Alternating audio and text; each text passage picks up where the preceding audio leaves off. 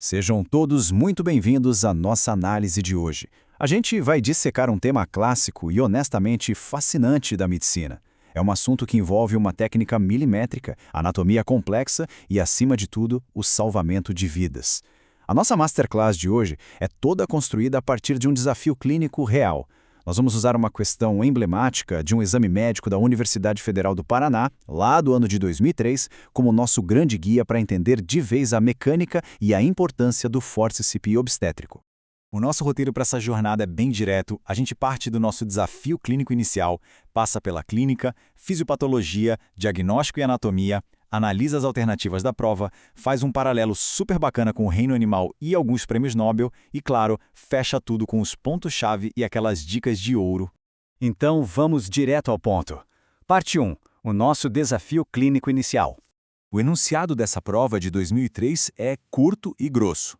Em relação ao uso do fórceps, assinale a alternativa incorreta. A grande sacada aqui, o nosso objetivo central, é olhar para uma série de afirmações médicas que até parecem plausíveis e identificar qual delas traz uma recomendação que não é apenas errada no papel, mas extremamente insegura na prática obstétrica. E olha só, a alternativa exigida pelo gabarito oficial é a letra D. Ela diz exatamente o seguinte: o fórceps atualmente é a operação privativa do estreito superior. Essa alternativa a ser marcada justamente porque é uma premissa perigosa e completamente absurda no cenário médico, tanto hoje quanto historicamente. E por que isso é tão errado?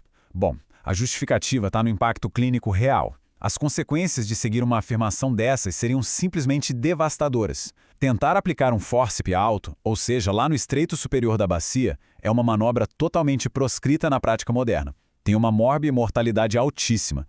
Fazer isso causaria um trauma gigantesco ao canal de parto materno e poderia resultar em lesões neurológicas bem severas ou até fraturas cranianas no feto. Nessas situações, em que o bebê ainda está lá na entrada da bacia, a cesariana é inegavelmente a via de escolha segura, sem discussão.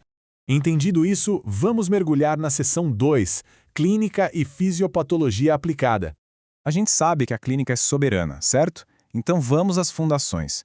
O fórceps é definido como um instrumento cirúrgico formado por aquelas colheres metálicas famosas projetado para apreender, extrair ou rotacionar a cabeça fetal no momento muito crítico do parto.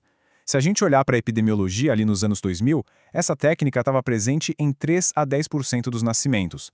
Sobre os fatores de risco, o dado fundamental é que complicações maiores, tipo as temidas lacerações perineais de 3º e 4º graus, aumentam numa proporção direta com a altura em que a ferramenta é aplicada. Mais alto, mais perigo. E, etiologicamente, a intervenção é indicada em casos de exaustão materna profunda ou diante de um sofrimento fetal agudo, quando o parto simplesmente precisa terminar de forma rápida. Falando agora fisiopatologicamente, existe um equilíbrio maravilhoso aqui. De um lado, a fisiologia correta. Uma tração exata precisa imitar a famosa curva de Carsos, que é literalmente acompanhar a curvatura do canal de parto. Quando isso é feito da maneira certa, atua quase como se fosse uma contração uterina extra, aliviando o esforço e prevenindo a hipóxia fetal. Mas, em contrapartida, a gente tem o perigo técnico. Qualquer força aplicada no ângulo errado pode levar a uma moldagem craniana excessiva, romper vasos da foice cerebral causando hemorragias graves ou, num cenário mais leve, mas ainda ruim, causar uma paralisia facial transitória por compressão de nervo. É mecânica pura. O que nos leva perfeitamente para a seção 3, diagnóstico, terapêutica e anatomia. Na nossa abordagem diagnóstica, é crucial lembrar que em 2003, um ultrassom intraparto era artigo de luxo, raríssimo, ou seja, o diagnóstico era puramente clínico. O profissional precisava mapear as suturas e fontanelas na ponta dos dedos através do toque vaginal, classificando a altura do bebê usando os clássicos planos de Deli. A regra é, o fórceps só entra em planos baixos ideais ali entre o +2 e o +4. Já na abordagem terapêutica, um bloqueio anestésico adequado, como o pudendo ou regional, é absolutamente indispensável para relaxar a musculatura. E a gente tem dois verdadeiros protagonistas aqui, o fórceps de Simpson, que é a ferramenta ideal para tração, e o de Kieland, que tem aquele design peculiar feito especificamente para as rotações transversas. Agora, vamos mapear essa anatomia em 3 passos simples. Passo 1. Estreito superior. Essa é a porta de entrada lá em cima. Fórceps aqui, totalmente contraindicado. Risco extremo. Passo 2. Estreito médio, na linha das espinhas isquiáticas. Aqui a coisa fica tensa. É uma zona que exige extrema cautela e um domínio técnico gigantesco de quem está aplicando. E o passo 3, o estreito inferior, que é a porta de saída. Exatamente aqui, especialmente com o bebezinho alinhado na posição antero-posterior, que a gente tem a aplicação ideal do chamado fórceps de alívio ou de saída. A ideia não é puxar o bebê de longe, mas só ajudar a superar aquele último obstáculo anatômico com segurança. Vamos para a seção 4. Análise das outras alternativas. Dissecando as outras opções da nossa questão, a gente percebe o quanto a precisão clínica é bonita. A alternativa A diz que o fórceps baixo ameniza o esforço e a hipóxia. Certíssimo! É o princípio básico do fórceps de alívio. A alternativa B fala de simplicidade e segurança. E olha, embora exija bastante treinamento, num plano baixo e nas mãos certas é indiscutivelmente mais simples e seguro para a mãe do que montar uma sala de cirurgia de emergência para uma cesárea. A C traz um ponto profilático brilhante. Mães com cardiopatias graves não podem, de jeito nenhum, fazer aquela força de expulsão extrema, a manobra de Valsalva. Nesse cenário, o fórceps salva vidas, literalmente prevenindo o colapso materno. E a E confirma o uso para a rotação, que a gente acabou de ver ser o trabalho do fórceps de Killand. Portanto, fica provado que a alternativa D era realmente a única ovelha negra fisiopatológica da questão. Seção 5 agora, e essa parte é demais. Reino animal e prêmios Nobel. A natureza tem uns segredos anatômicos que são de cair o queixo, né? Pensa na hiena malhada, a crucuta trucuta. Elas enfrentam talvez o pior pesadelo anatômico entre os mamíferos, dando à luz filhotes grandes através de um canal pseudopeniano super estreito. A taxa de distócia e fatalidade é altíssima.